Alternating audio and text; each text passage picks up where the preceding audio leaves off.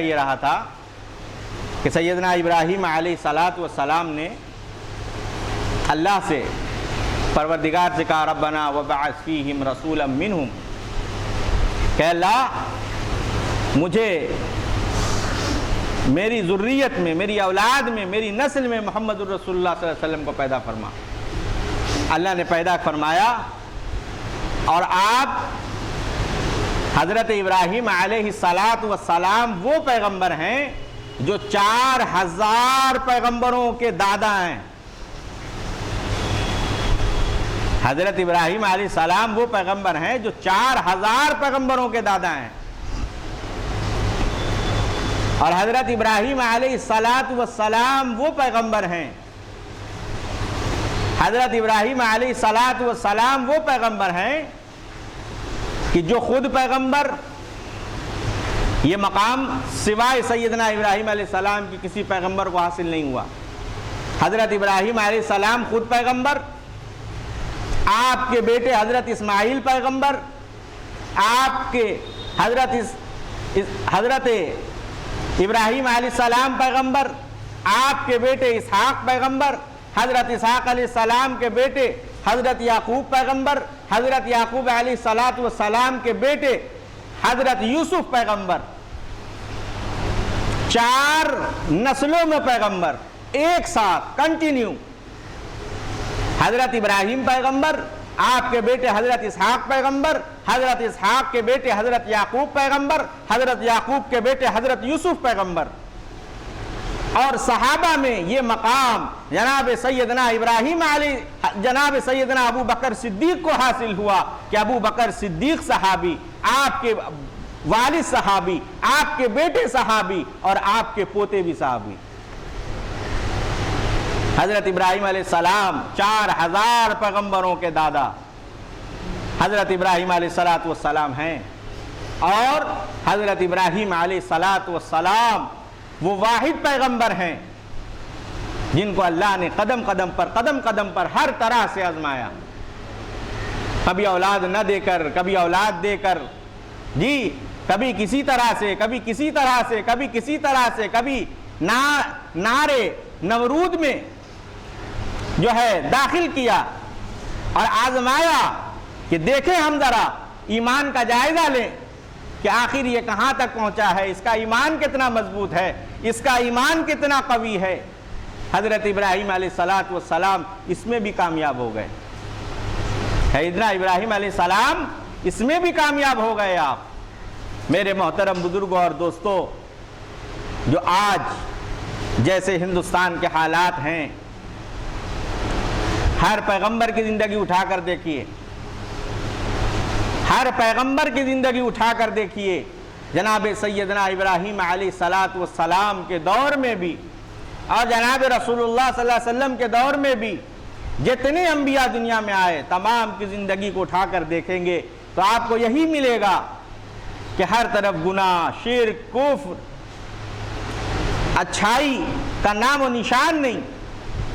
और उस जगह पर अल्लाह ने पैगंबर को भेजा और उन्होंने हिदायत की रोशनी फैलाई, उन्होंने अल्लाह का नाम लोगों को बतलाया, अल्लाह का तारुफ करवाया और सिरात मुस्तकीम का रास्ता बतलाया, दीन इस्लाम पे चलने का तरीक़ा बतलाया, सच्चाई का तरीक़ा बतलाया, ईमानदारी का तरीक़ा बतलाया। तो मेरे मोहतरम बुजुर्गों और दोस्तों, अभी जो मंदिर की बुनियाद रखी गई, राम मंदिर की, इस पर भी लोगों ने, हमारे कुछ मुसलमान जो है परेशान हो गए, जिनके अंदर ईमानी हरारत और जिनके अंदर जज्बा ईमानी आज भी बरकरार है। जिन्होंने राम मंदिर का जब शिलान्यास देखा तो उनके आंखों से आंसू आ गए।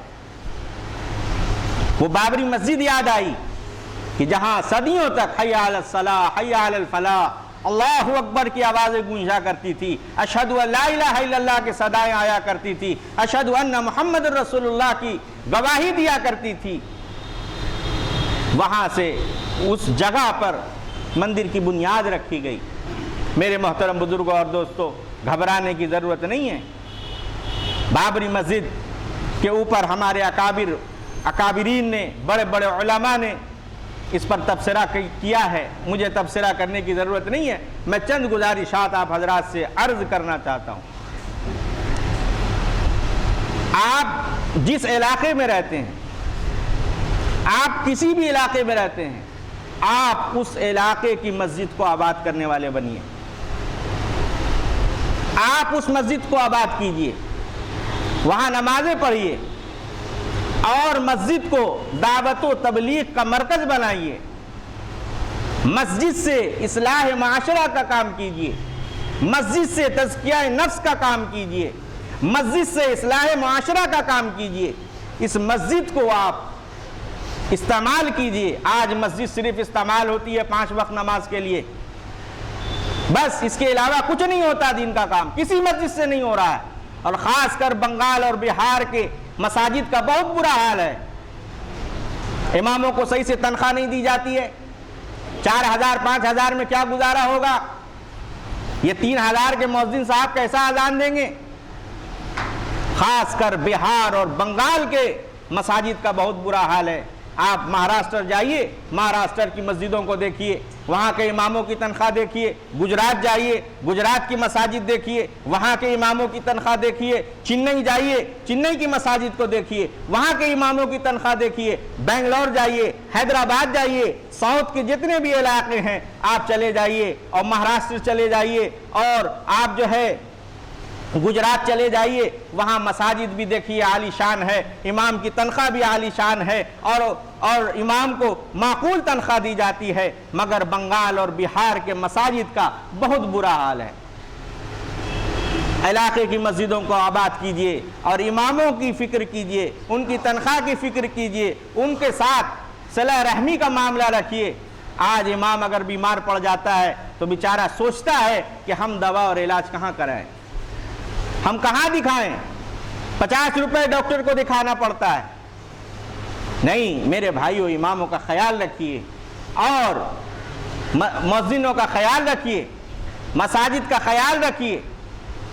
मसाजिद कोई कमेटी नहीं चलाती है, मसाजिद कोई मुतवल्ली की बाप की ठेकेदारी नहीं है, कोई कमेटी की ठेकेदारी नहीं है। मस्जिद अल्लाह का घर है। अगर आप मस्जिद में आए हैं, अगर पंखा खराब है तो आपको किसी से पूछने की जरूरत नहीं, आप एक पंखा ला के मस्जिद में लगा दीजिए। आप वजू करने गए, नल खराब है, एक नल ला करके मस्जिद में लगवा दीजिए। आप इस्तिंजा खाना में गए, आपने देखा कि इस्तिंजा खाना का चप्पल टूटा हुआ है, आप एक जोड़ी जाकर चप्पल दे दिया। ये सारे चीज़ करने के हैं जो आज हम खासकर बंगाल और बिहार के मुसलमान मसाजिद के मामले में बहुत पीछे हैं, मदारिस के मामले में बहुत पीछे हैं, दीन के काम में बहुत पीछे हैं। इसीलिए आज सबसे ज़्यादा परेशान हाल बंगाल और बिहार का मुसलमान है। साउथ के मुसलमानों को देखिए, अल्लाह ने वो देते हैं तो अल्लाह उनको भी देता है। गुजरात के मुसलमान दिल खोल कर देते हैं तो अल्लाह भी उनको देता है। साउथ के इलाके में चले जाइए, वहाँ के भी मुसलमान मस्जिदों को देते हैं, इमामों को देते हैं, मदारिस को देते हैं, दीन और इस्लाम के लिए जो दावत व तबलीग का काम करते हैं उनको देते हैं। अल्लाह उनको नवाज रहा है। तो मेरे भाइयों, मस्जिदों को आबाद कीजिए। सिर्फ एक बाबरी मस्जिद का रोना ना रोइए, बल्कि हमने अपने हाथों से न जाने कितने बाबरी मस्जिद बना चुके हैं। ऐसे ऐसे इलाके में मसाजिद हैं जहाँ हमारा वहम गुमान नहीं जाता। चंद महीने कबल, आज से साल 1.5 साल कबल, मैं सियालदा स्टेशन पे उतरा गाड़ी से। तो जब मैं आ रहा था स्टेशन के पास से तो मुझे इस्तिंजा महसूस हुआ। तो मैं सामने में मस्जिद थी, एक छोटी सी मस्जिद। मैं जब उस मस्जिद में दाखिल हुआ तो वहाँ सही से इस्तिंजा लेने के लिए डब्बा भी नहीं था कि आदमी इस्तिंजा भी ले ले। इतना छोटा सा डब्बा, इतना छोटा सा डब्बा इस्तिंजा लेने के लिए, ना बत्ती है, ना लाइट है, ना सही से पंखा है। ऐसे हालात हमारे शहर कलकत्ते की बात कर रहा हूँ, मैं किसी गांव गिराम की बात नहीं कर रहा, मैं किसी कस्बे की बात नहीं कर रहा, इसी शहर की बात कर रहा हूँ। जब हम मुसलमान कलकत्ते वाले जब कलकत्ते की मसाजिद का ख्याल नहीं रखेंगे और हम अपने अपने इलाके की मसाजिद का, अइम्मा का और दीन के दावत व तबलीग के काम करने वालों का जब हम ख्याल नहीं रखेंगे तो फिर कौन ख्याल रखेगा? ये हमें रखना होगा, हमें जिम्मेदारी निभानी होगी। अल्लाह ताला से दुआ है कि अल्लाह पाक हमें दीन इस्लाम की सच्ची पक्की समझ आता फरमाए, और जो मसाजिद हमारे हाथ से चले गए, अल्लाह ताला फिर से वो दौर लाए कि फिर से उसमें अल्लाहु अकबर की सदाएं बुलंद हो, अशहदु अल्ला इलाहा इल्लल्लाह व अशहदु अन्ना मुहम्मदुर रसूलुल्लाह की सदाएं बुलंद हो। और हम भी अल्लाह से ये दुआ करें कि अल्लाह हमें नमाजी बनाए, सिर्फ जुमा वाला नहीं कि जुमा को आए और पढ़ लिया, नहीं, पांचों वक्त नमाजी बनना होगा। टोपी पहनो तो टोपी सिर्फ नमाज के लिए नहीं, ये आपकी निशानी है कि आप मुसलमान हैं।